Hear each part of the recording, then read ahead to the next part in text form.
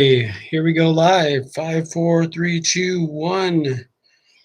Today we're just gonna go random. I'm gonna try. I'm gonna read a little of volume one.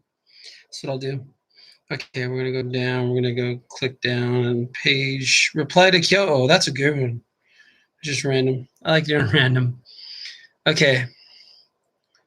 It says, just when I was longing to hear from you once again, the messenger whom you took the trouble to send arrived in my present circumstance. Arrived. In my present circumstance, your gift of money is far more valuable than any treasure to be found on land or sea.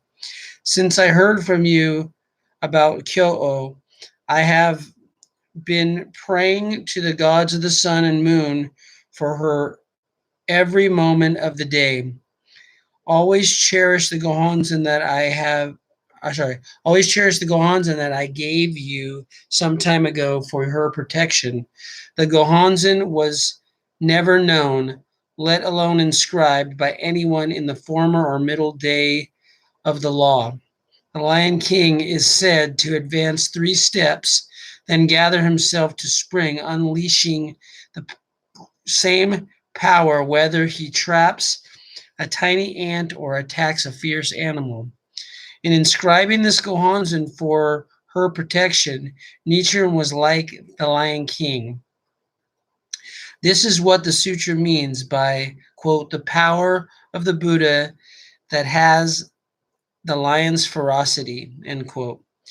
Believe in this mandala with all your heart. Nam-myoho Renge Kyo is like the roar of a lion. What sickness can therefore be an obstacle? It is written that those who embrace the Daimoku of the Lotus Sutra will be protected by Mother of Demon Children and by the 10 demon daughters. Such persons will enjoy the happiness of the wisdom king craving filled and the good fortune of the heavenly king Vashravana. Wherever your daughter may frolic or play, no harm will come to her. She will move about without fear like the Lion King. Among the 10 demon daughters, the protection of Kunti is the most profound. But your faith alone will determine all these things. A sword is useless in the hands of a coward. The mighty sword of the Lotus Sutra must be wielded by one courageous in faith. Then one will be as strong as a demon armed with an iron staff. I, Nichiren, have inscribed my life in Sumi ink. So believe in the Gohonzon with your whole heart. The Buddha's will is the Lotus Sutra, but the soul of Nichiren is nothing other than Nam-myoho Renge Kyo. Myo-ho states in his commentary that the heart of this sutra is the revelation of the Buddha's original enlightenment and his immeasurable lifespan. Kyo'o, misfortune will change into fortune. Muster your faith and pray to this Gohonzon. Then what is there that cannot be achieved? There can be no doubt about the sutra passages that say, this sutra can fulfill their desires as a clear, cool pond can satisfy all those who are thirsty, and they will enjoy peace and security in their present existence and good circumstances in future existences. I will write you again. When I am pardoned from exile in this province, I will hasten to Kamakura, where we will meet. If we consider the power of the Lotus Sutra, we will find perpetual youth and eternal life before our eyes. My only worry is that her life may be as short-lived as dew. Therefore, I am praying with all my might for the heavenly gods to protect her. Kyo'o, follow in the footsteps of Lady Pure Virtue, or the Dragon King's daughter. Nam-myoho Renge Kyo, Nam-myoho Renge Kyo, Nam-myoho Renge Kyo. Actually, sorry, he only says it twice. Respectfully, Nichiren. the 5th day of the 8th month. Reply to Kyo'o. Background. This brief letter was written in the 8th month of the 10th year of Bunei, which is 1273, and was addressed to Kyo'o, Shijo Kingo's infant daughter. Wow, amazing, huh? He's saying this to Kyo'o even though she's an infant. He was directing a lot of the sentences directly to her. Since Kyo'o was then only 1 year old, however, it may be assumed that the letter was meant for Shijo Kingo and his wife, Nichigenyo. They had 2 children, Kyo'o, which means Sutra King, and another daughter, Tsukimaru, which means full moon, who was a year older. So the 1-year-old daughter and a 2-year-old daughter. Both were apparently named by Nichiren Daishonin.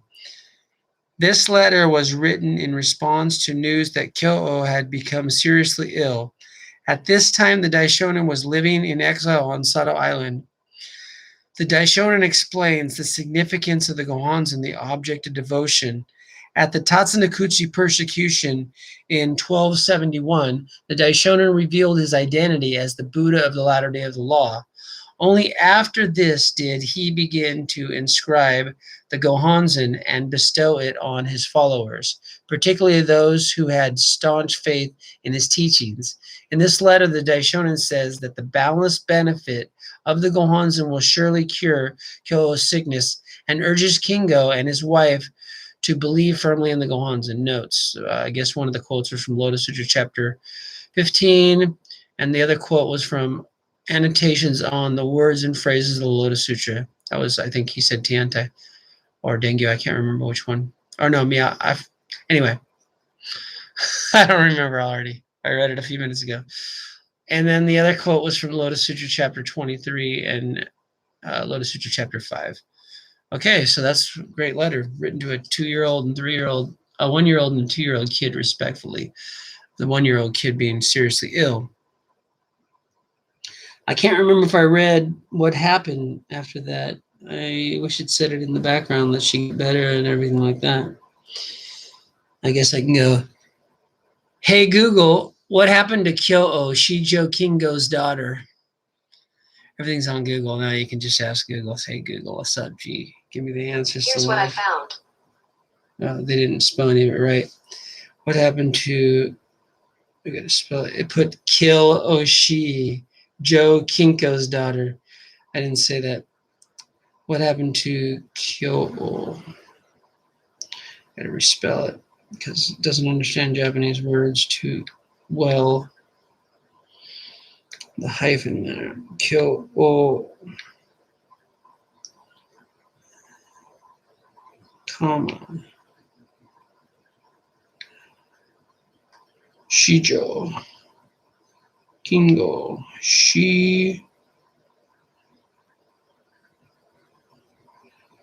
Okay.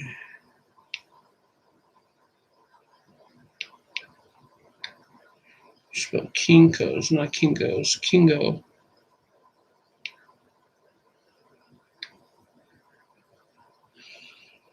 Okay, let's see if the Google will tell me what happened to his daughter. If anything bad happened.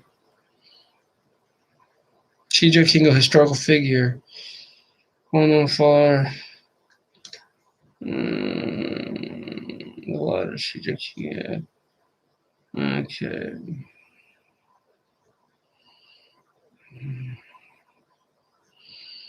Let's read. Doesn't say. I reply to Kyo'o part 2. I guess there's a part 2 here somewhere. But this is in another language.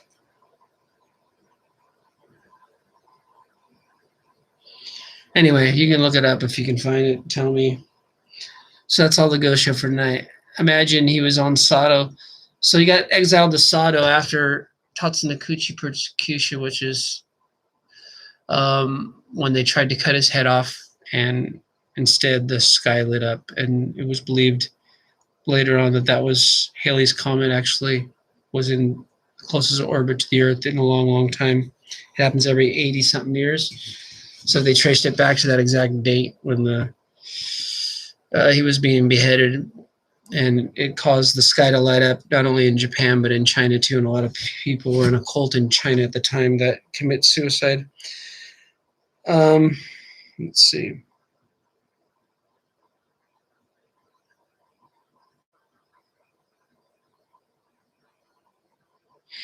Now this is the second lecture of the same. I don't know if he says it.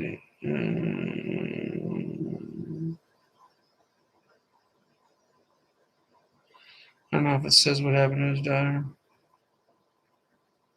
Anyway, I don't have time to all read that tonight. Anyway, that's all for the Gosho tonight. And where did I read this about Halley's Comet and all that stuff? I think it was in a dialogue that Daisaku Ikeda had with some astronomer guy way back in the day. It was called Buddhism and the Cosmos. That's what it was. Yeah, that's where I read that. Anyway, a little bit about my struggle. I'm still looking for a job. I started to get more healing clients than normal, just all of a sudden started rolling in. So if I could somehow get more healing clients and not have to do a full-time job, that would be really cool. At times in Japan, I'd make $2,000 or more a month just doing healing. And then I had 4 other jobs where I made really a lot of money and was doing really well. So I have an interview tomorrow. I also have a court case for a speeding ticket. I hope the officer doesn't show up. So send me good prayers for that. I've been getting a lot of speeding tickets because I was driving 100, 200 miles a day, every day, 7 days a week on my motorcycle, about a fourth of the time, and about 3/4 of the time in my car. So got to break through my karma with the police. I get pulled over too often. I got out of a lot of tickets. One of them, the officer didn't show up. The other one I won because I stumped the officer with so many questions, and I showed a video that contradicted everything he said. And the judge threw it out. But hopefully I'll stump this guy if he shows up. We'll see. Hopefully he won't show up. That'll be the best thing. And I'm going to have my first real interview of another sales job tomorrow at Toyota Kearney Mesa, which is a really good dealership. I would like to work there. I mean, I like to have a job that's making way more money that I didn't have to do so much stress. Sales could be very stressful, and it could be long hours, and I'd rather work less hours. So let's see what the universe is going to have in store for me, because I've been applying for lots of jobs, and I really want to spend more time with my wife and daughter when they come here for 6 months in August and not work so much. And I want to spend time working on doing a lot of positive stuff like my YouTube videos, get back into doing that regularly, maybe start another radio show like I had before, but different, start a podcast or something. I did that once for a year. I did the 7-year radio show, Major Tim to Ground Control.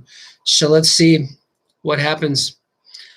Send me some good prayer. I need to go to the doctors, but I don't have insurance and I haven't had time, and my elbow is all bulged up. It's like super fat, and this one's just regular, but that one's like double the size, all bulged up. I went to the doctors and they charged me $100 and something just to look at it, to say I need to go to a sports medicine place. I don't even know how much the sports. They didn't do anything except look at it, and they charged me that much. So I don't have the money right now to get insurance nor pay for a sports medicine place. So I'm hoping this goes down on its own. I'm trying to take care of it. The doctor that looked at it at the adult clinic didn't seem so concerned that it was a major thing I had to get taken care of right away. But he said, yeah, I'm going to refer you to a sports medicine person that would drain it. It has a bunch of fluids in there, and they can test the fluid and see if that's something else needs to be concerned about. Okay.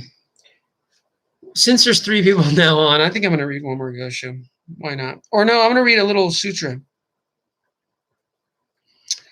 because I haven't read sutras in Lotus Sutra in a while. So I'm going to read just a little bit of, let's see, study. Let's go back. What happened to my app? I don't know how to go back in this app too much. Okay, no, there's no way to go back. So study there. No, chant. If I go to chant and I go to study.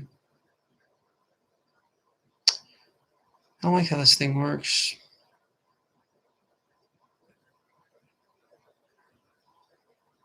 Oh, there we go. Okay.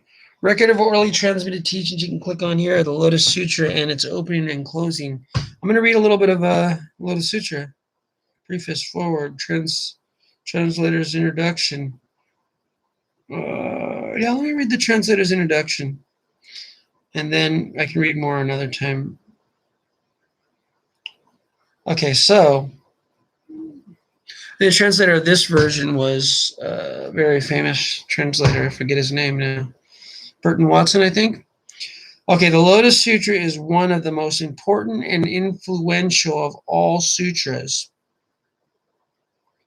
or sacred scriptures of Mahayana Buddhism, revered by almost all branches of Mahayana teachings, and over many centuries, the object of intense veneration among Buddhist believers throughout China, Korea, Japan, and other regions of Eastern Asia. We do not know where or when the Lotus Sutra was composed or in what language.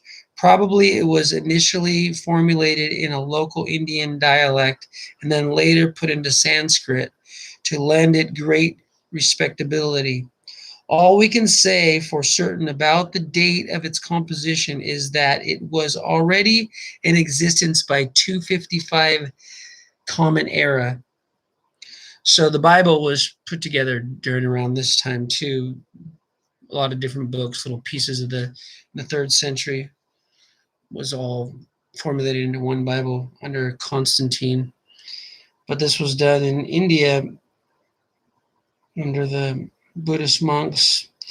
When the first Chinese translation of it was made, the first translation of it was made in 255's Common Era, which is the same time the Bible was all put together by the bishops in the Constantine's councils of Nicaea and councils of Constantinople, where they took out a lot of the teachings that they didn't like reincarnation. Anyway, that's a whole nother story, but it's kind of cool at the same time that the Chinese were translating it finally into Chinese. It was translated into Chinese several times subsequently, but it is through the version done in 406 by the Central Asian scholar monk Kamarajiva that it has become widely known and read in China and other countries within the Chinese cultural sphere of influence. This version has been universally acknowledged as the most authoritative and felicitous in language. Felicitous, huh? Okay, Google, define felicitous. It's not a word you use all the time. Here's the definition of felicitous. Well chosen or suited to the circumstances. Okay, so it was well chosen or suited to the circumstances of the language. Okay, so it says, this version has been universally acknowledged as the most authoritative and felicitous in language, and it is from this version that the present English translation has been made. So he's translating the Kumarajiva version. In recent years, several Sanskrit texts of the Lotus Sutra titled Sudharma Pundarika Sutra, the Lotus Sutra of the Wonderful Law, have been discovered in Nepal, Central Asia, and Kashmir. Some appear to have been copied in the 11th century or later, some as early as the 5th or 6th century. Though the newer Sanskrit versions in particular differ considerably in places from the Kumarajiva translation, being often more verbose in expression, fragments of one of the oldest versions extant offer clear proof of the accuracy of his translation. This suggests that the text Kumarajiva followed was early in date, and may in fact have been quite close to the original version. The Lotus Sutra, as just mentioned, was at an early date translated into Chinese as well as into Tibetan, and in later centuries into Zhizhao, Mongol, Manchu, Korean, and Japanese. Wow. Xijae, that's a language. Spelled X-I, second word X-I-A. Never heard of that language. Okay, Google, define Xijae. I don't know if I'm saying it right. Of course, it doesn't spell it right. According to your dictionary, No. Jose, proper noun, a male given name. Shut up. I didn't say Jose. I said Xijae. Okay, let me spell it out. X-I is the first word. And X-I-E, I think is the second word. X-I-E. Or was it X-I-A? Let's see if that has a definition.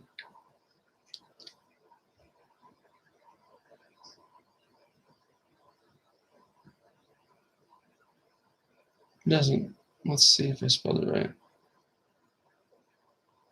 Oh yeah, it is an A, not an E.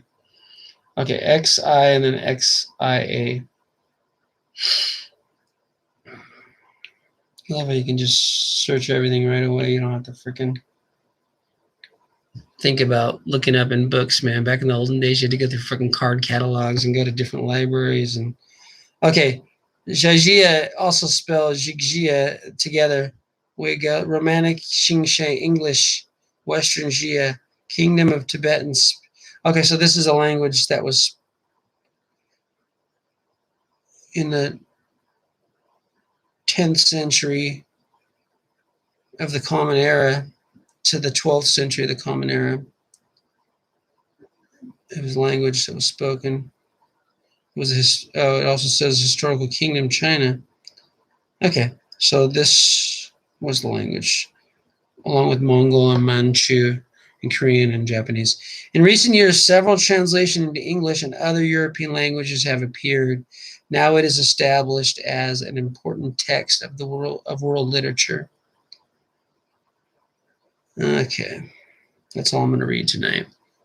Thanks for listening, and go back and check out all my other Buddhist readings and other readings of my writings and other people's writings.